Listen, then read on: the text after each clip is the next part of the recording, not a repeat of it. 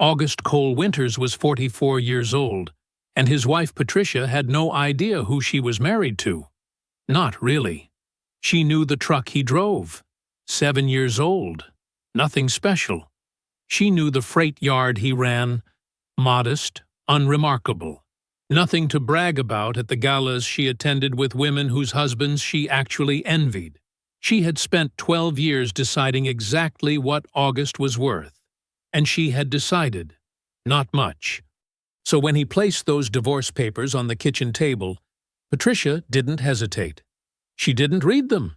She didn't ask a single question. She laughed, a short, bright, unbothered sound, picked up her pen, flipped straight to the signature page, and signed her name in one fluid motion.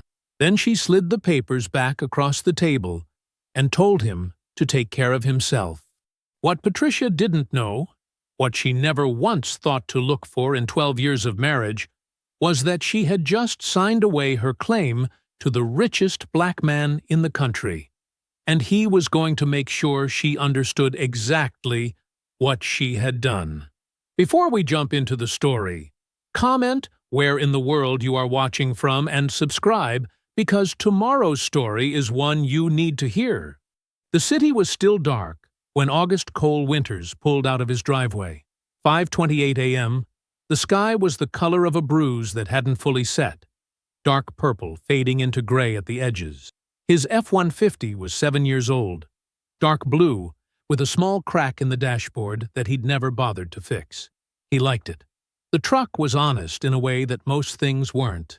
He drove through Charlotte the way he did everything, unhurried, observant, taking in the empty streets and the lit windows of early-morning workers without any particular expression on his face, past the storage units on Wilkinson, past the tire shop with the handwritten sign, past the bus stop where an older woman in scrubs waited alone, her hands folded over her bag like she was praying or just tired. August noticed her. He noticed most things. The diner was on Freedom Drive, wedged between a laundromat and a cell phone repair shop. 11 years he'd been stopping here. The sign in the window still had a crack in the plastic from a hailstorm that came through back in 2019. Nobody had gotten around to fixing it yet. The coffee was strong and the booths were vinyl, and the place smelled like bacon grease and dish soap, and that was all it needed to be. He sat in the third booth from the door. Same as always. "Eggs over easy, wheat toast, black coffee," said his waitress, Maya, before he could open his mouth. "You know me too well," he said. "Honey, you've been sitting in that same spot since Obama's first term." She smiled and was gone. He drank his coffee slowly. He read nothing, scrolled nothing. He just sat with the morning the way a man sits with something he has earned, quietly, without needing to explain it to anyone. August's mother used to clean rooms at the Peabody Hotel in Memphis. She'd come home smelling like cleaning solution and someone else's lavender soap. His father drove long haul, gone for stretches, back for weekends, a man who existed in the house mostly as a duffel bag by the door, and a particular laugh that boomed through the kitchen when he was in good spirits. They were not poor in a broken way. They were poor in the way that good working people are poor, carefully, without much room for error. August understood early that wealth was not invisible. He saw it every day. He saw it in the hotel lobbies his mother walked through to reach the service entrance. He saw it in the neighborhoods where the roads were smoother, the trees were bigger, and nobody's car made the sounds his father's car made. Wealth was everywhere. It just existed in other people's lives, built by other people's decisions, passed to other people's children. He made himself a promise at 11 years old, sitting on the front steps of a rented house on Mill Branch Road, watching a man in a suit get into a car that shone like a mirror. "When I build something, nobody will know how big it is until I decide they should know." He had kept that promise absolutely. At the freight yard, August moved through the morning like something the day had already accounted for. His presence didn't demand the room. It simply organized it. A scheduling dispute between two drivers resolved itself when they saw him walking their direction. A vendor call that had been sitting unanswered for 2 days got returned before he finished his second cup of coffee. His operations manager, Dale, a thick-armed man from Gastonia who had worked for August for 6 years, handed him a clipboard without being asked and walked beside him for 12 minutes, giving him a clean summary of the week's numbers. August listened. He asked 3 questions, precise ones. Then he handed the clipboard back and said, "Good work, Dale," and meant it. Around 10:15, he stepped away from the dock floor and walked to the far end of the lot, near the chain-link fence where the grass grew in patchy and wild. He made a call. His whole body changed when the phone reached his ear. Not dramatically. You'd have to be watching carefully to notice. His shoulders settled differently. His chin came up half an inch. His voice dropped an entire register. "Tell the Singapore team the Winterfield position doesn't move," he said. "Hold it through end of quarter. No, I don't want to revisit it. I want it held. Tell them I said so." A pause. He looked out at the fence line, eyes distant. "Yeah, call me Thursday." He hung up, stood there for one quiet moment. Then he walked back to the dock floor, picked up a clipboard, and asked Dale about the Tuesday delivery window. That evening, Patricia was on the phone in the living room when August came through the front door. She didn't look up. He set his keys on the hook by the door. The hook he'd installed himself, a Sunday afternoon project she'd described as unnecessary, and went to the kitchen to pour a glass of water. From where he stood, he could hear her clearly. "He runs a freight company," she was saying. Her voice was light, social. The voice she used when she wanted a room to like her. "Does fine. It's not exactly empire building, but it pays the bills." A small laugh. Airy. Like the whole subject was mildly amusing and not worth much more than that. Anyway, she drifted into the other room, voice fading. August stood at the kitchen counter. He took a slow sip of water. His face told nothing. He set the glass down and looked out the window at the darkening backyard, the oak tree, the fence, the neighbor's light coming on. He said nothing. That night, Patricia turned away from him the moment the lamp went off. No words, no movement toward him, just the clean, practiced architecture of a woman who had made a decision about her life and was simply waiting for it to catch up with her intentions.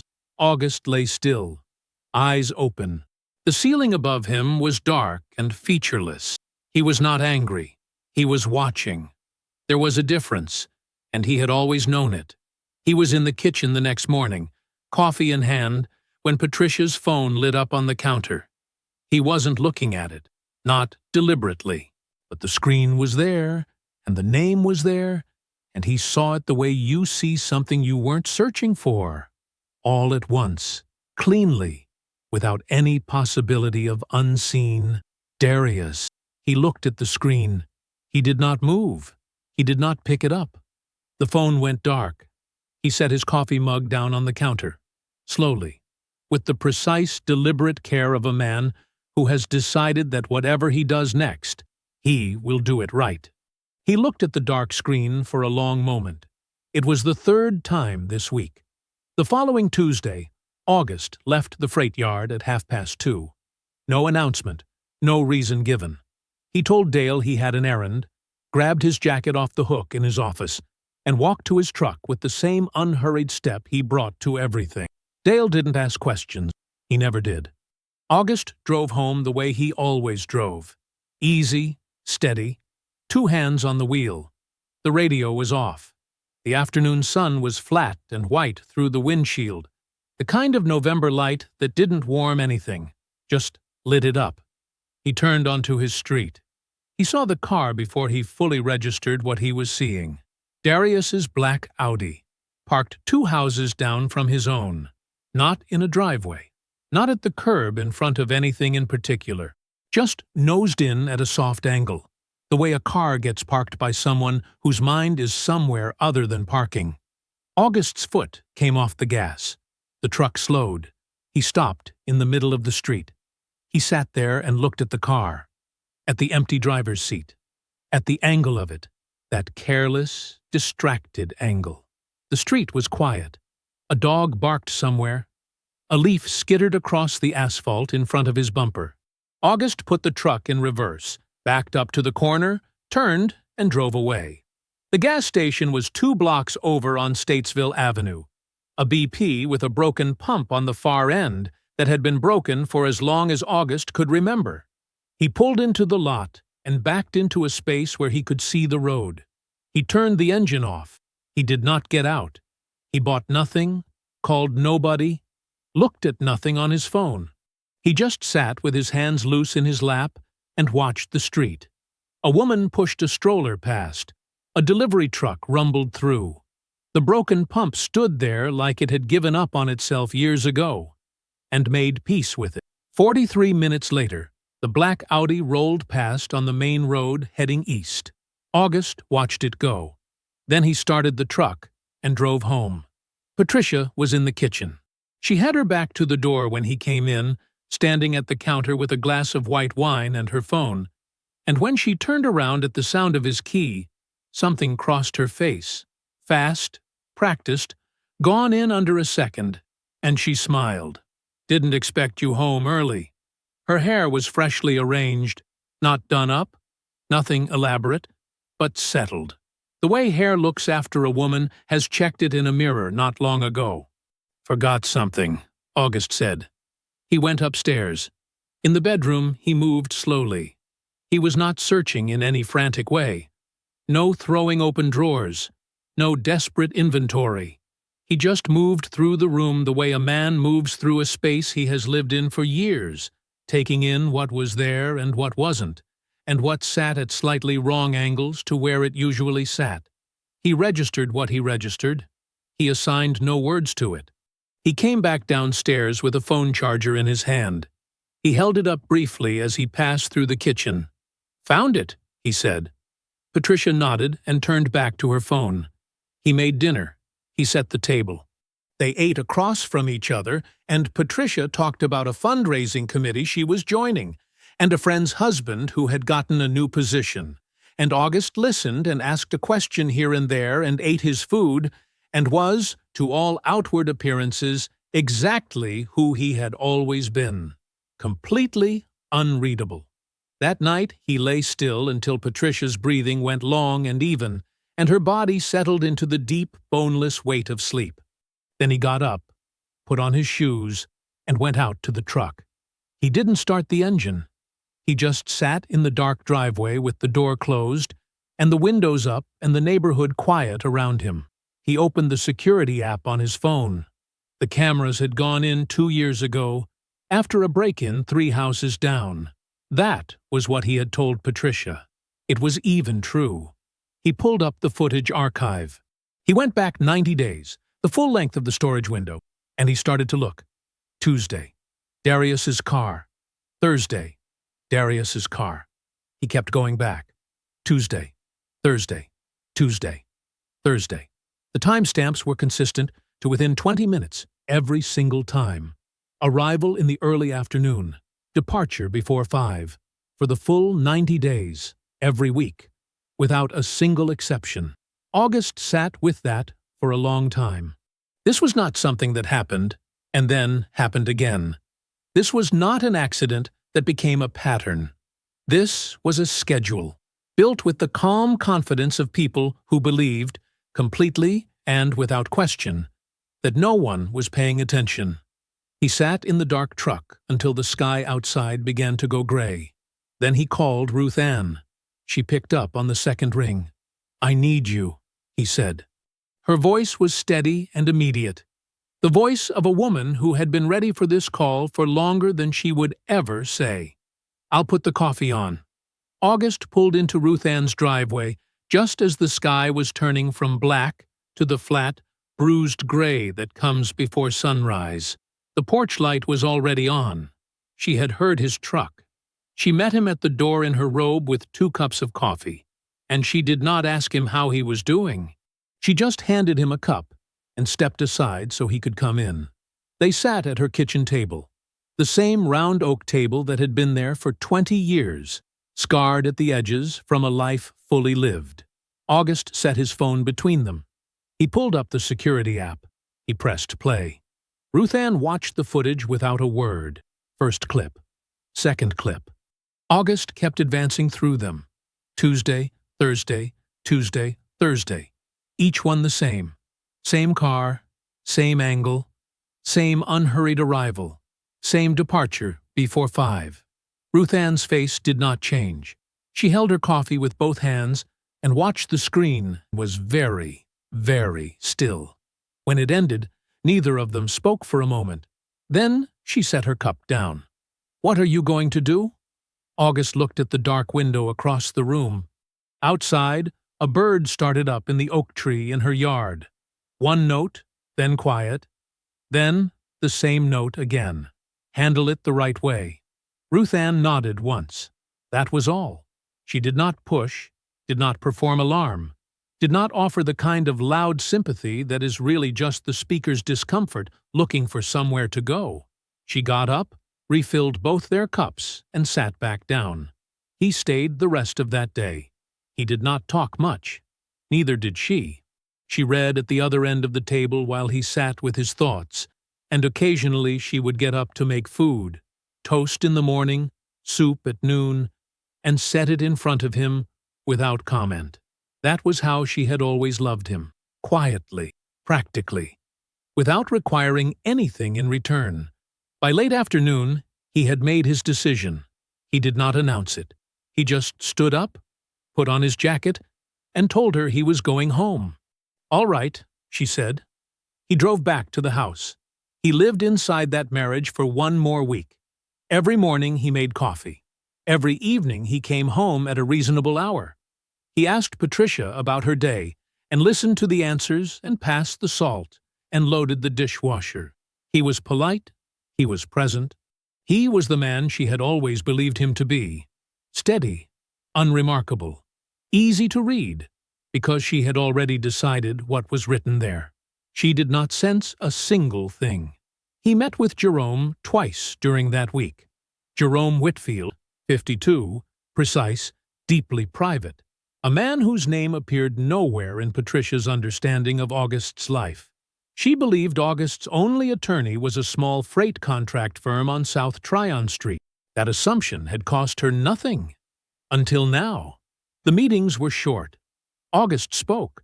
Jerome listened and wrote and asked tight, specific questions. On Friday morning, Jerome filed the divorce petition with the Mecklenburg County Clerk's office. Patricia was served at the house that afternoon at 2:17 p.m. She called August at 2:19. He watched the phone ring. He set it face down on his desk. He went back to the freight manifest he was reviewing and finished it, then picked up a second one, then got a glass of water from the break room and stood by the window looking out at the yard for a few minutes. At 4:30, he called her back. "You know what this is about." His voice was even. No heat, no shake, no performance. "We both know it's time." Silence on her end. Then, "Fine, if this is what you want." She did not deny it. She did not ask how he knew, or how long he had known, or what came next. She said it the way someone says fine, when you've suggested a plan they find slightly inconvenient, but workable. August said he would be in touch through Jerome. She said she would have her attorney reach out. The call lasted 4 minutes. Her attorney, a Charlotte divorce lawyer named Brasse, reviewed the known marital estate that same evening. The house, 2 vehicles, joint savings, the freight company, valued independently at approximately $4 million. The prenuptial agreement limited her claim considerably.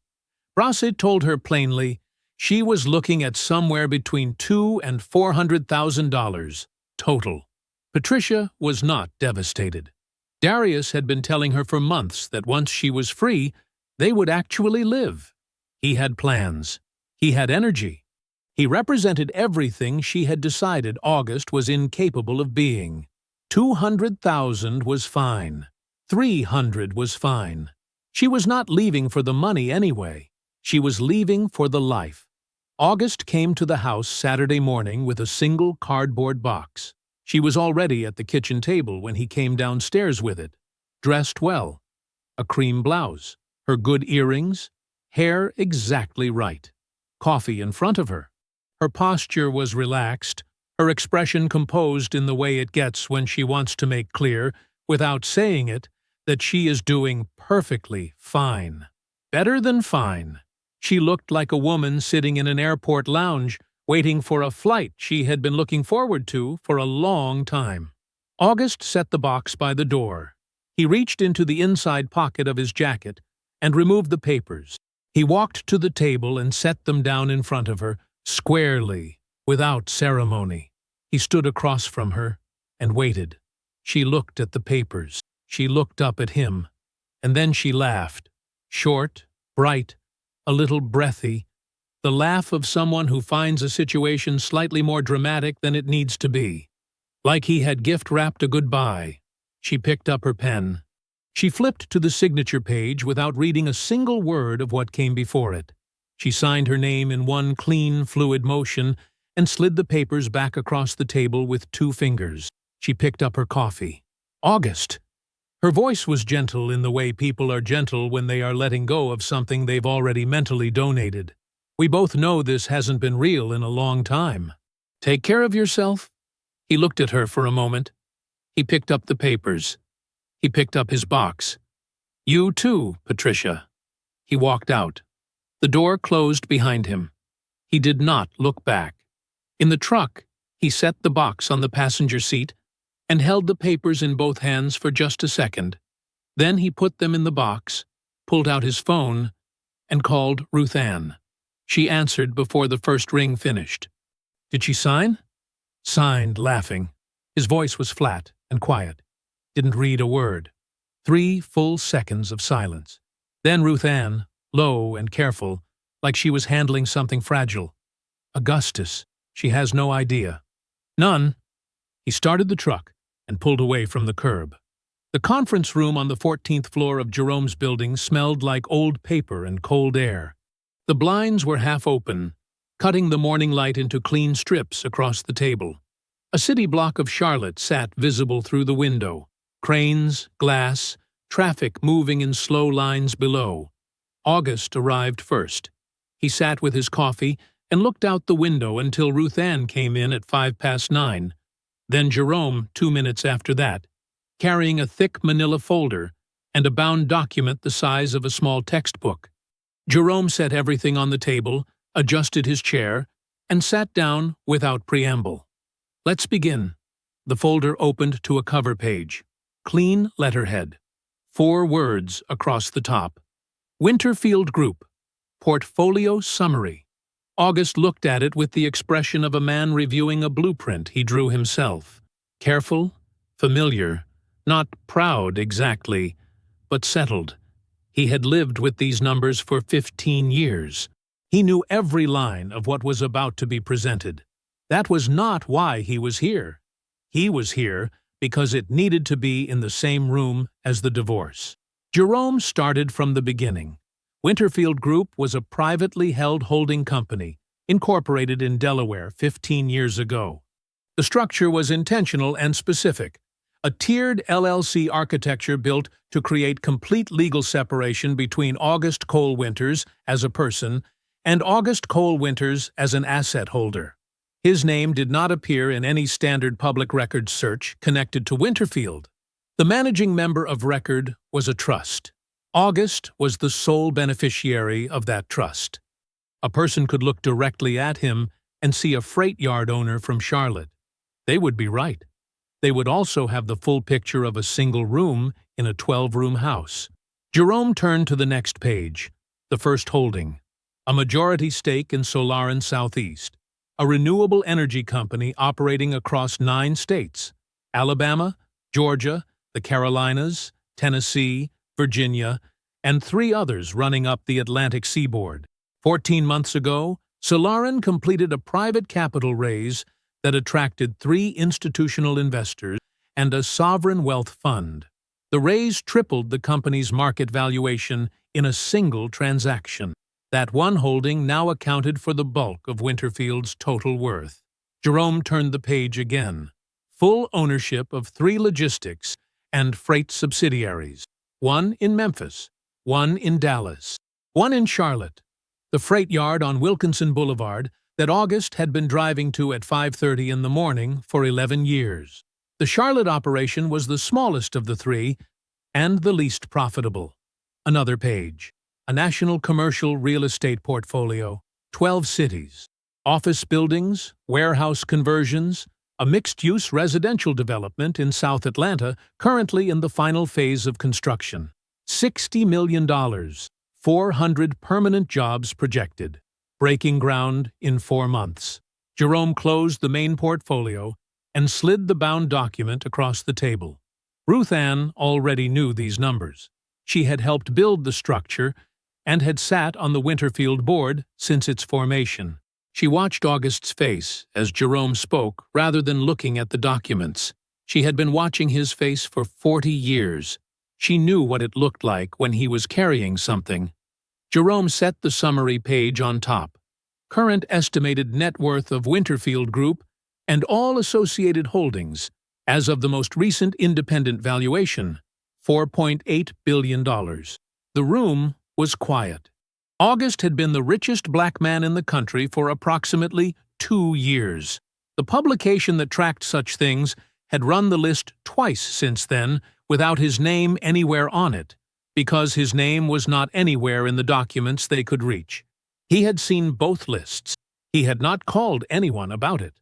Jerome moved without pause to the legal foundation. The prenuptial agreement, signed 14 months before the wedding, contained explicit language excluding all assets held in trust prior to the marriage from any future marital estate claim. That language was not boilerplate. Ruth Ann had drafted it herself, sitting at the same oak table where August had watched the security footage 3 weeks ago. Winterfield Group was formed 16 months before the wedding. Every asset in the portfolio, Solarin, the freight subsidiaries, the real estate, the trust structure itself, existed legally and on paper before Patricia Winters signed her name to a single document involving August Cole Winters. She had no claim. Not then. Not during the marriage. Not now. Not ever. She had signed those divorce papers laughing, slid them back across the table like she was returning a sweater she'd never liked, and walked away from $4.8 billion because, in 12 years of marriage, she had never once asked to look at anything. Jerome finished and folded his hands on the table. August was quiet for a moment. He looked at the summary page. Then he asked the only question he had. "Does Darius know about Winterfield?" Jerome's answer was immediate. "No. He knows the Charlotte freight operation. That is all." August nodded. One slow nod. He looked at the bound document for another second, then pushed it to the side. "Pull the last 3 years of vendor contracts from the freight company." His voice was even and unhurried. "I want a full audit." Jerome picked up his pen and wrote it down. The folder was plain manila. No label on the front. Ruth Ann set it on Jerome's conference table Thursday morning and sat down across from August without a word. She had called Walt Greer the same morning August called her from the diner. That was 3 weeks ago now. Walt was retired Charlotte PD, 26 years on the force, the last 8 in financial crimes.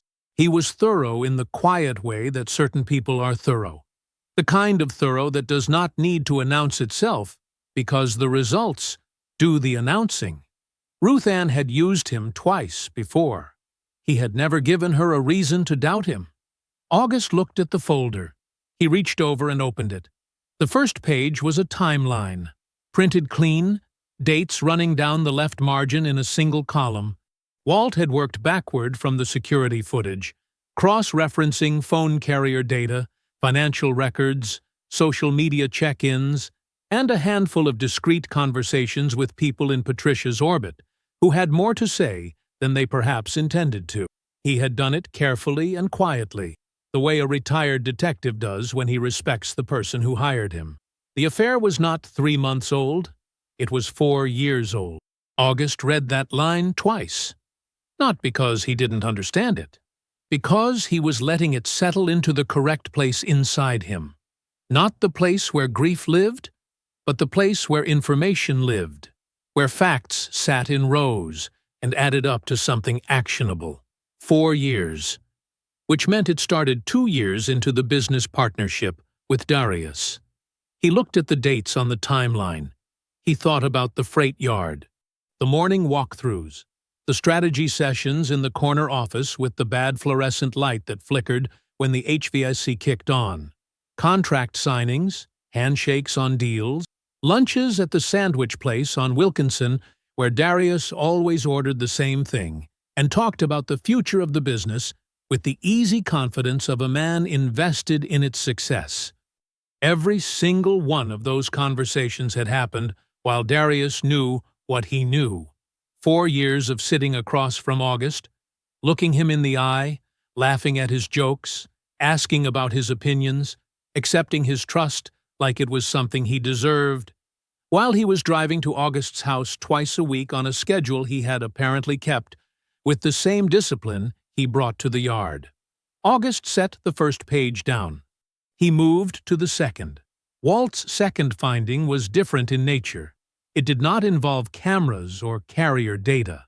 It involved people, specifically the people in Patricia's social world, the galas, the fundraising dinners, the birthday gatherings in other women's homes where wine was poured, and reputations were quietly managed or quietly destroyed, depending on the night. Walt had spoken to 4 people. 3 of them had volunteered information before he finished his question. The picture that emerged was consistent enough to be a habit.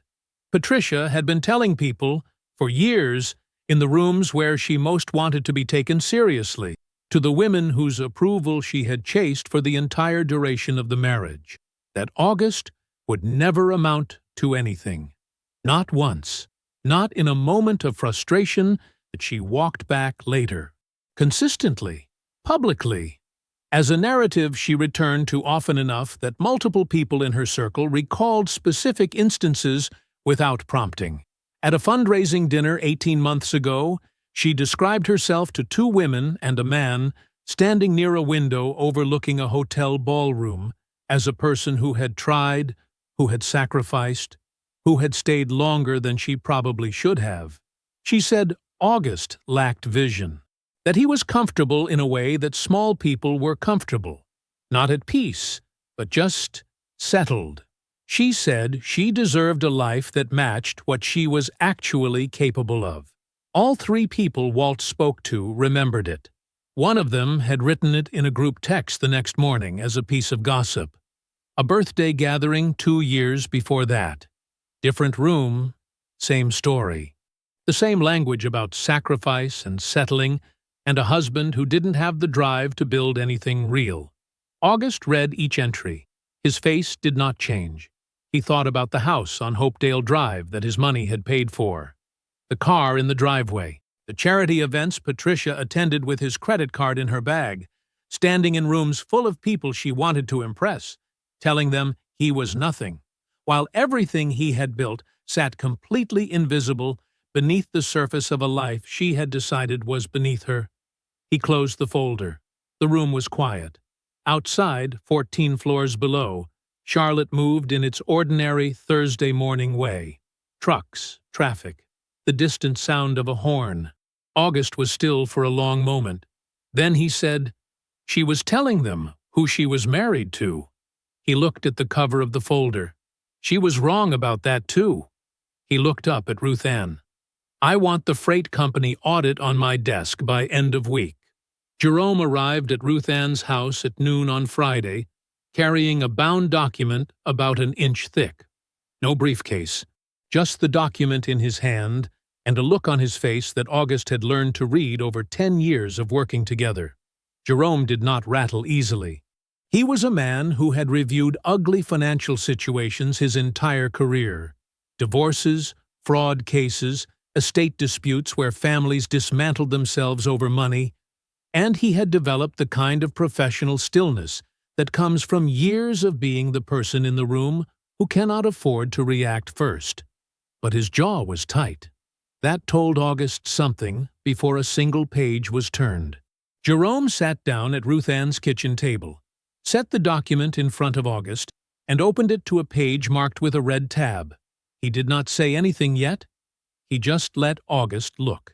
The heading on the flagged page read, Vendor Contract Irregularities. Summary of Findings. Beneath it, 3 years of the Charlotte Freight Company's vendor records had been laid out in clean columns. Contract dates, vendor names, invoice amounts, payment receipts. The auditors Jerome had commissioned were a small firm out of Raleigh, specialists in forensic accounting, hired under a confidentiality agreement that named only the Winterfield Trust as the engaging party. They had taken 11 days. August read the summary slowly. Darius had been running a shell company on the side. A vendor called Triton Freight Solutions, LLC, registered in South Carolina. No website, no physical address, no employees of record. Just a name on paper and a bank account. Over 37 months, Triton had been contracted for freight brokerage services through the Charlotte yard. The invoices were modest, never large enough to stand out on their own, always kept inside the range of what a mid-size freight yard routinely paid for brokerage work. $4,000 here, $7,000 there, $11,000 on a busy quarter.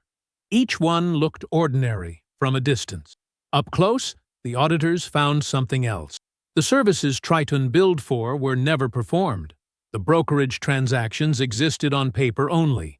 The money that went out to Triton went straight into an account that fed, through 2 intermediate transfers, into a personal account belonging to Darius Okafor. 3 years, 37 months of careful, patient skimming. Total amount, $884,000. August turned to the next flagged page. The auditors had laid out the pattern in a table. Amounts per quarter, vendor name rotations, the specific cadence Darius had used to keep each individual transaction from triggering an internal review. He had been methodical about it. Disciplined. He staggered the amounts so no single quarter looked unusual. He rotated the listed vendor contact names so the same name never appeared too many times in sequence. He spaced the invoices at irregular intervals, which was actually the detail that first caught the auditor's attention. Genuine vendors follow predictable billing cycles, and Triton never did. That irregularity, in the end, was the thread that unraveled all of it. August thought about that for a moment. The one thing he didn't control well enough was his own patience. A man who bills you at random intervals is a man trying to look random. And trying to look random is its own kind of pattern. He turned 3 more pages. The supporting documentation ran deep. Bank transfer records, state registration filings for Triton, a side-by-side comparison of billed services against actual freight movement data from the yard's dispatch logs. The auditors had done what Jerome had hired them to do. They had left nothing unanchored. Ruth Ann sat at the far end of the table. She had not spoken since Jerome arrived. She was reading her own copy of the summary page, and her expression was the expression of a woman who had expected bad news and was still finding it worse than expected. August finished the flagged section. He went back and read 2 pages a second time. Then he closed the document and set his hands flat on the cover. The kitchen was quiet. Outside the window, a bird moved through the oak tree in Ruth Ann's side yard, landed on a branch, and was still. $884,000, stolen from a company Darius had spent 8 years standing inside of, shaking hands, running meetings, clocking in, going through every motion of a man who was loyal to what he helped build. All while quietly rooting money out the back, certain the man who owned it wasn't watching closely enough to notice. He was wrong about that. He had been wrong about August in every direction that mattered, and he still didn't know it. August looked up at Jerome. 3 things. His voice was even. Draft his removal as managing director. Don't file it. Don't send it. Have it ready and hold it until I say. Schedule an emergency board session for next Thursday morning." He paused. "And start putting together the fraud referral for the state attorney's office." Jerome was already writing. August put one hand on top of the closed document. "Don't move anything yet." He looked at Jerome. "I need one more piece first." Jerome nodded. His pen kept moving. Monday came in quiet and gray. A thin cover of clouds sat over Charlotte like a lid, and the air smelled like rain that hadn't decided to fall yet. August sat in his truck in the parking lot of the freight yard for 10 minutes before he made the call. Not because he was nervous, because he wanted to be still first. He wanted to make sure that when Darius picked up the phone, he heard exactly what he was supposed to hear. He dialed. Darius answered on the second ring. "Hey, brother. How you holding up?" The warmth in his voice was immediate and practiced. The warmth of a man who had spent years performing friendship and had gotten very good at it. "I'm all right," August said. His voice was easy, unhurried, a little flat around the edges, the way it got when he was tired. It was the same voice Darius had been hearing for 8 years. "I've been thinking about some things. Wanted to see if you had time for lunch this week. Talk through some options." "Options for what?" "Just things. The divorce? The business? A beat. I don't know. Just thinking out loud. Probably need a sounding board." "Yeah, man. Of course." Darius did not hesitate for a single second. "How about Hendricks? Tuesday? Noon?" Hendricks Grill on South Tryon. Dark wood paneling, white tablecloths, a lunch crowd made up of commercial real estate brokers and mid-level bank executives who liked to feel like they were having important meetings. August and Darius had eaten there a dozen times over the years. "That works," August said. "I'll see you there." He hung up, sat there another minute. Then he texted Jerome a single word: Tuesday. Jerome had already handled the recording consent. Under North Carolina law, only one party to a conversation needed to consent to its recording, and August was one party. Jerome had prepared a one-page memo confirming the legal basis, signed and dated, filed with August's Winterfield records. If the recording ever needed to be produced in court, it would hold up without a question. Jerome had also recommended a small, reliable voice recorder, not a phone app, which could fail or be questioned. A dedicated device, no bigger than a thumb drive, that August would keep in his jacket pocket. Jerome had tested it himself the week before in his office, speaking at normal conversation volume from across a table. The audio was clean and clear. August picked it up from Jerome's office Monday afternoon. Jerome handed it to him in a plain white envelope. "Test it tonight," Jerome said. "Make sure you're comfortable with it." August slid it into his jacket pocket. "I'm comfortable." Jerome looked at him for a moment. Then he went back to his desk. Darius was already at the table when August arrived Tuesday at noon. He stood when August approached. Full, easy smile, hand extended. He was dressed well. He was always dressed well. He wore the kind of watch that announced something, and his handshake was the handshake of a man who had spent years practicing confidence. "Man," he gripped August's shoulder. "It's good to see you. Seriously. You look tired, but you look okay. Sit down." They ordered. Darius got the steak. August got the salmon. They talked about the freight yard for a few minutes, a contract renewal, a driver who'd been giving dispatch trouble, and it was easy and familiar, the cadence of two men who had shared a professional language for nearly a decade. Then Darius leaned forward, and his face shifted into something softer, more careful. "How are you really doing, August, with all of it?" August looked at his water glass. "It's been a hard few weeks." "I know it has." Darius shook his head slowly, like a man carrying genuine sorrow. "Patricia she's a complicated woman. I always thought that. Beautiful, obviously, and she's got her strengths. But she was never, I don't know. She could be hard on you. I noticed that over the years." August nodded. Slow. said nothing. "You deserve better than that. I mean it. You're a good man, and you worked hard, and you gave that woman a good life, and—" Darius paused, looked down at the table, looked back up. "I'm just sorry, man. I'm sorry it ended this way." He said it with a straight face, both hands wrapped around his water glass, eyes carrying something that wanted to look like grief. August nodded again. "I appreciate that." He let a silence sit for a moment. Then he leaned back in his chair and exhaled, the exhale of a man who had been carrying something heavy and was too tired to hold it at the same angle. "I've been thinking about selling the freight company." Darius went still. Just for a second. Just long enough. "Simplifying things," August said. "I don't know. Maybe travel a little. I've been at that yard for 15 years, and right now it feels like a lot." He looked at the table. "Pat's lawyers had it valued around $4 million. But I don't know. That feels high to me for what it is. I wouldn't even know where to start with something like that." He said it plainly. No edge, no subtext.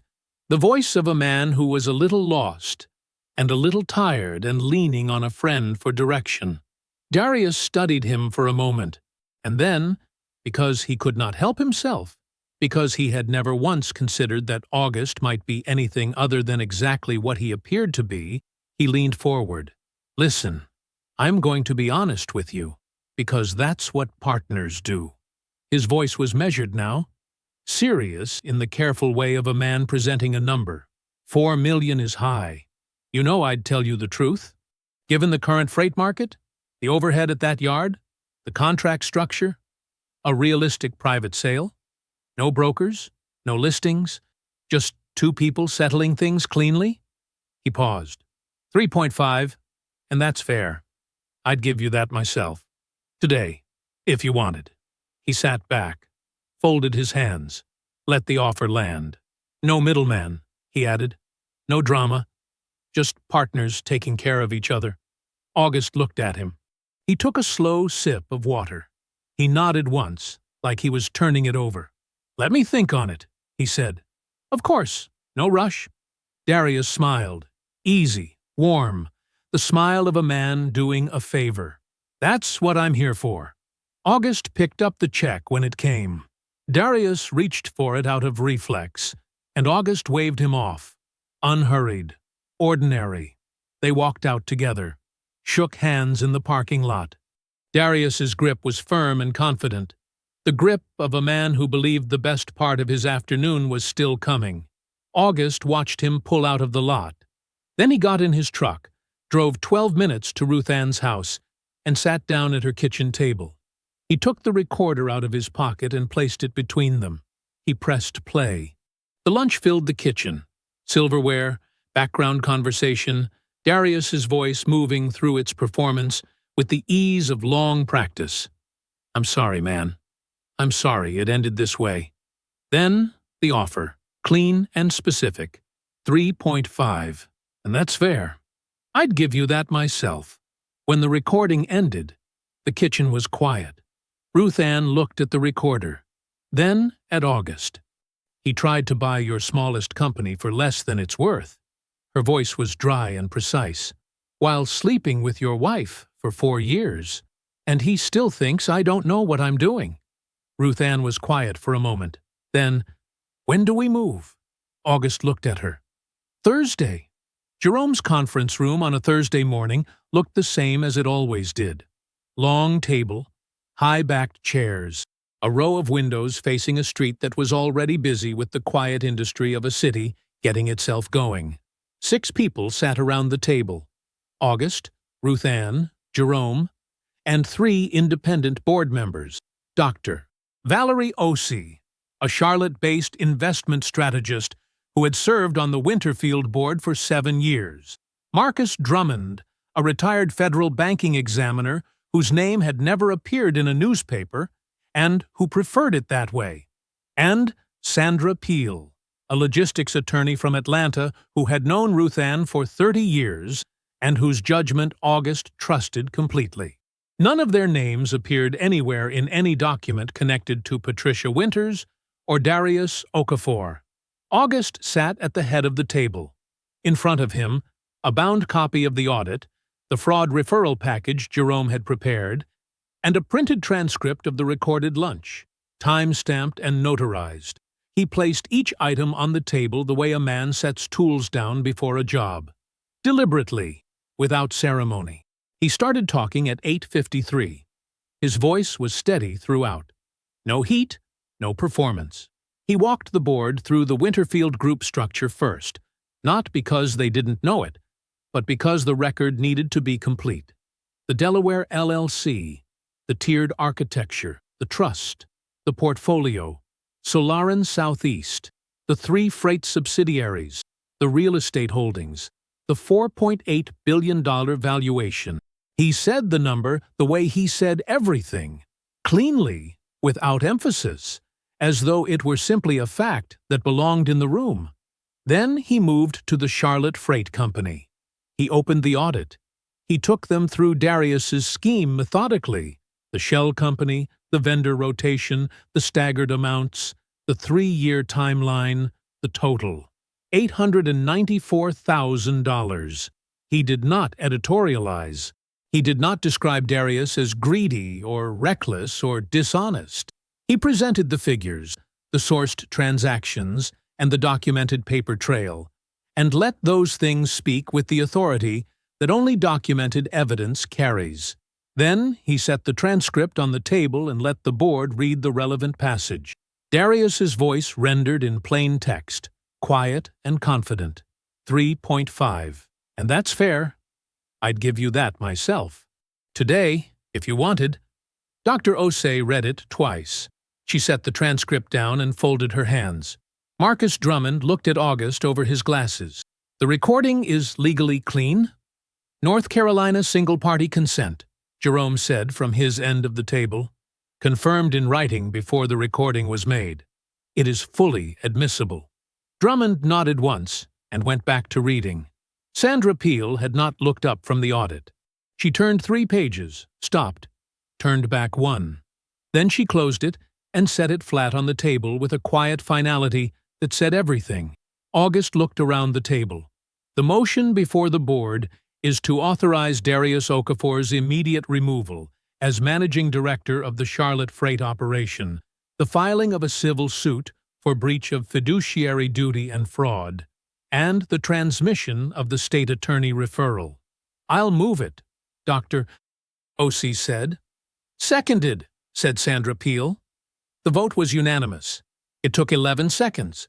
Jerome's office transmitted the fraud referral to the state attorney at 11 o'clock exactly. The civil suit filed at 11:30. Jerome handed both confirmations to August in the hallway, outside the conference room, without a word. Just 2 sheets of paper, each bearing a timestamp, each representing a door that had now been closed and locked from the outside. At 12:15, a courier arrived at Hendrick's Grill on South Tryon. Dark wood paneling, white tablecloths, the lunch crowd moving through its usual rhythms. Darius Okafor was at a corner table, steak in front of him. The same table, the same room, 6 days, and an entire world away from the lunch he believed had gone so well. The courier located him by name, confirmed his identity, and placed a sealed envelope on the table beside his plate. Darius opened it. He read the first page. He read it again. He set it down slowly. His removal as managing director was effective immediately. His access to all company accounts, systems, and facilities had been suspended. Attached was a notice of civil proceedings and a case number from the state attorney's office. He sat there without moving for a long time. At 2 o'clock, Jerome filed August's formal financial disclosure in the divorce proceeding. It was a clean, precise document. No argument. No contest of the dissolution. No language directed at Patricia at all. It simply corrected the record. Attached to it was a 61-page exhibit, the full Winterfield Group structure, every subsidiary, every holding, every valuation. The total at the bottom presented in the same plain typeface as everything else on the page. The cover memo read, "The marital estate, as defined by the prenuptial agreement executed March 14, 2013, consists solely of the jointly held residence, 2 vehicles, and jointly held savings accounts. No claim against Winterfield Group assets exists under North Carolina law or the terms of the prenuptial agreement." Patricia's attorney, a downtown Charlotte family law practitioner named Brasso, received the filing at 2 o'clock. He called Patricia at 2:41. The call lasted 14 minutes. When it ended, Patricia sat in her car in the parking garage beneath her attorney's building. The engine was off. Her phone was in her lap. She did not move. She was not smiling. August was at Ruth Ann's kitchen table when Jerome called. "Everything has been served and filed," Jerome said. "We're clean across the board." August looked at the window for a moment. "Good," he said. "I'm going to see her tonight." August called at 7:15. Patricia answered on the third ring. Her voice was steady, not quite composed, but working at it. Like a person standing on ground they aren't sure will hold. "I'm coming over," August said. "We need to talk." His voice was the same voice it had always been. Low, unhurried. She had spent 12 years reading it and arriving at the same conclusion. Nothing there. Nothing underneath. Just a quiet man who didn't have much to say. She still couldn't read it. "Fine," she said. "Come." He arrived 40 minutes later. She had used the time well. The kitchen was clean. Her posture was straight. Her expression arranged into something that passed for calm. She was wearing a blouse, he recognized. Dark navy. She wore it when she wanted to project ease. She stood near the counter when he walked in. She had not sat down, which told him something. Sitting down meant settling in. She was keeping herself ready to move. August looked at her for a moment. Then he pulled out a chair at the kitchen table, the same table, and sat down. He folded his hands. He looked at her until she came to the table and sat across from him. The kitchen was very quiet. He started at the beginning. 4 years, he said. Not 3 months. 4 years. Tuesdays and Thursdays. The cameras go back 90 days, but Walt Greer goes back further than cameras do. Something shifted in her face. Not much. Enough. "I saw his car the first time in 2020, August continued. Parked 2 houses down like he was trying to think about something else. I started noticing things. I kept noticing them." He paused. "I installed the cameras 6 months later. I told you it was because of the Hendersons getting broken into. That was not the reason." Patricia opened her mouth. "I know," August said before she could. "You were going to say it wasn't what it looked like. Or that it ended a long time ago. Or that it only happened a few times." He looked at her. "It doesn't look like any of those things." She closed her mouth. He moved on. "The fundraising dinner," he said. 18 months ago. The one at the Ritz for the Children's Hospital. You told 3 women within earshot that I would never amount to anything. That you had tried. That you had sacrificed. He said it the same way he said everything. Not sharp, not loud, just true. You said the same thing at Melissa Crawford's birthday. 2 years before that. You were standing by the windows, and there were 4 people close enough to hear. The color in Patricia's face changed. You said it in the rooms where you most wanted to be respected, August said. While living in the house I paid for. Driving the car I bought. Wearing the jewelry I picked out. You were telling those women who you were married to, and you were wrong. You were wrong the whole time. August. Her voice was thin. You were never home. You were cold. You didn't share anything with me. You didn't talk to me. You were so locked up inside yourself that I felt invisible in my own marriage. I know, he said. She stopped. I hear you, he said. I was private. I kept things inside. That is true. You wanted more than I gave you, and I understand that. He looked at her steadily. And you still went into those rooms and dismantled my name, in front of the people whose opinion you cared about most. Both things are true." She sat back. The anger moved across her face, and then stalled, because there was nowhere for it to land that didn't fold back on itself. He let the silence sit for a moment. Then he reached into his jacket. He set the single sheet of paper on the table between them and pushed it toward her. The Winterfield Group letterhead ran across the top in clean, dark type. Below it, 2 columns, assets on the left, valuations on the right, item by item, line by line, all the way down to the number at the bottom. "Take your time," he said. She looked at it. She read the first line, then the second. Her eyes moved down the page with the careful, measured pace of someone doing arithmetic in their head as they go, adding things up, adjusting, adding again. She reached the total. She stopped. She read it again. Then she looked up at him. Whatever she had walked into this kitchen carrying, the composure, the control, the careful arrangement of a woman who was going to be fine, it did not crack. It simply stopped existing. All at once, like a wall that had been load-bearing and wasn't anymore. Her face went somewhere he had never seen it go in 12 years of marriage. Her mouth opened. Nothing came out. She looked at the paper. Back at him. Back at the paper. He watched her understand. He watched the specific, private devastation of a woman doing the math she had never bothered to do before, and arriving, 4 years too late, at the number that rewrote everything. The kitchen was completely silent. August let it hold. Let her sit inside it. Let her feel the full weight of what she had never once thought to look at. Then he said, quietly, without cruelty, "You didn't look. In 12 years, you never once looked." She said nothing. There was nothing to say. They both knew that. He told her the terms then. His voice did not change. The house would go on the market within 60 days.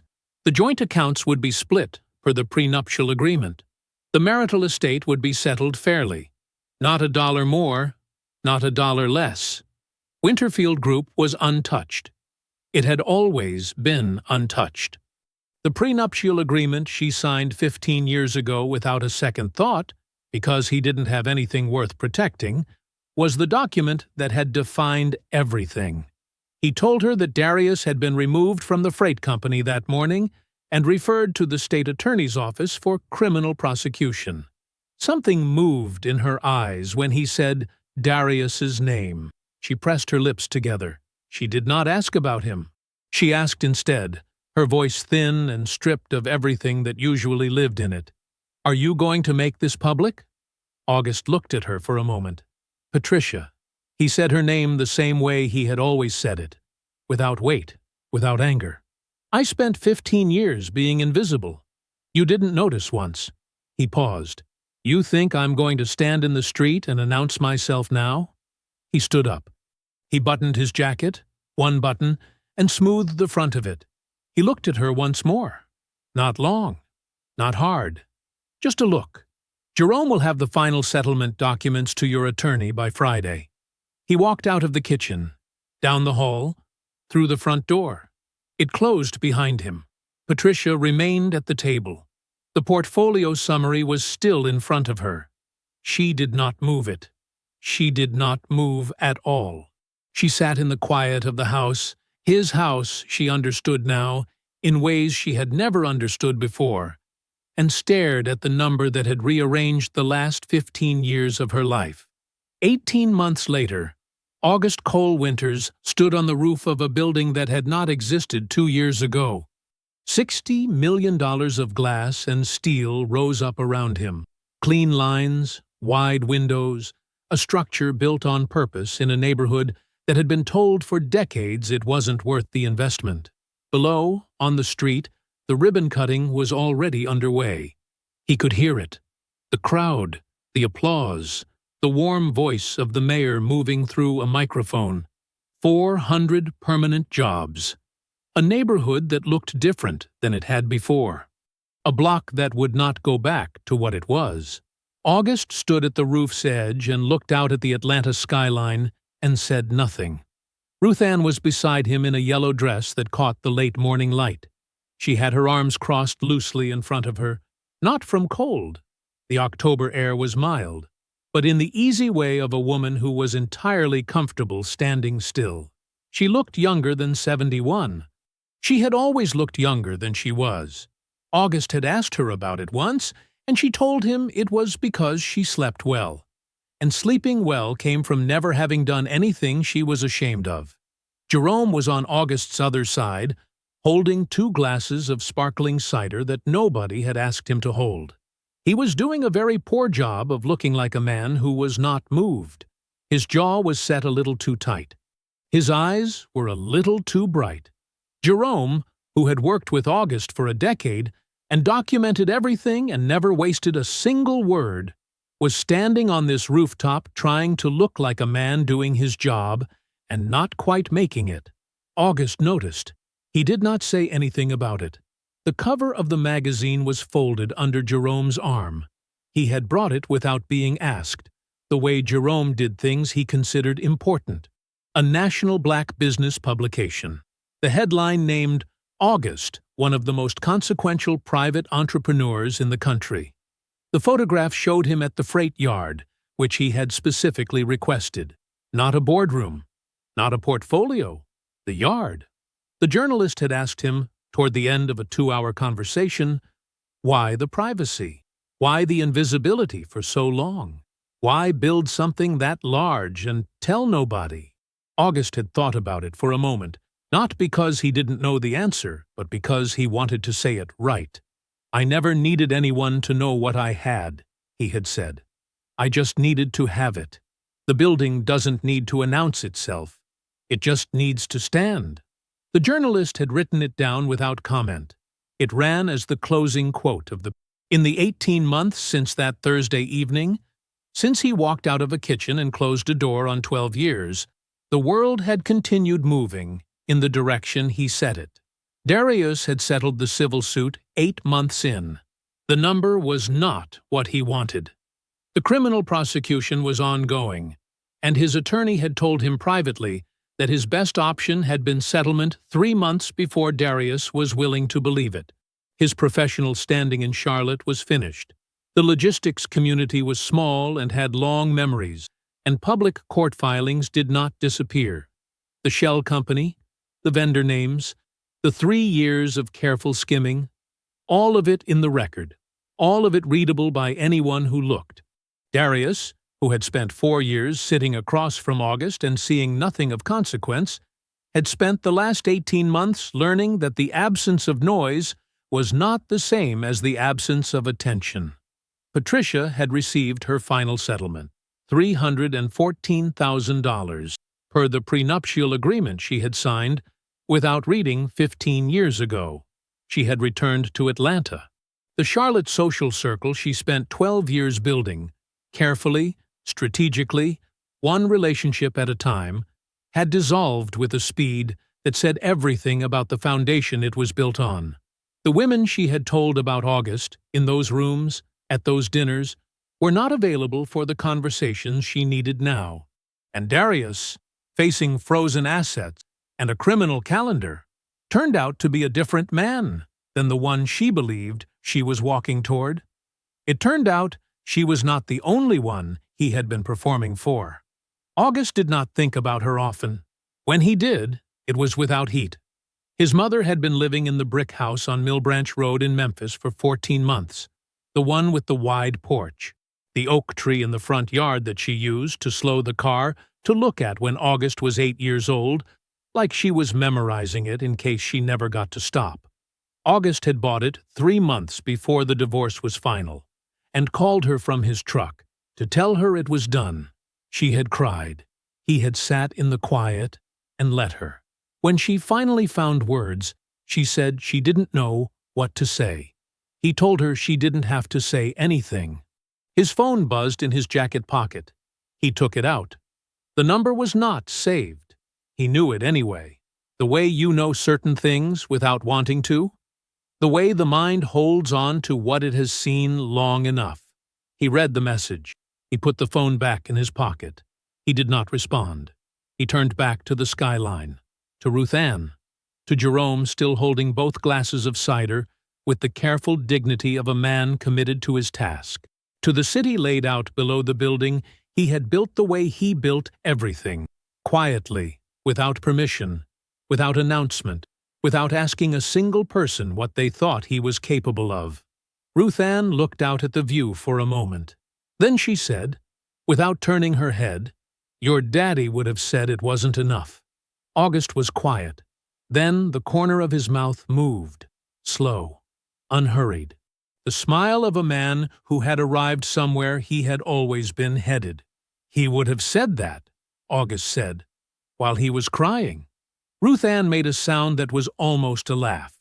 Jerome looked straight ahead and blinked twice. The crowd below them applauded again, warm and full, rising up through the building's steel and glass until it reached the roof. August stood in it. He let it come. He had learned a long time ago that silence was not weakness. In the hands of a patient man, it was the sharpest instrument in the world, and he had been sharpening it for 15 years. I hope you enjoyed that one. Be sure to like the video and subscribe so you don't miss the next story. I've picked out 2 more for you that I think you'll really like.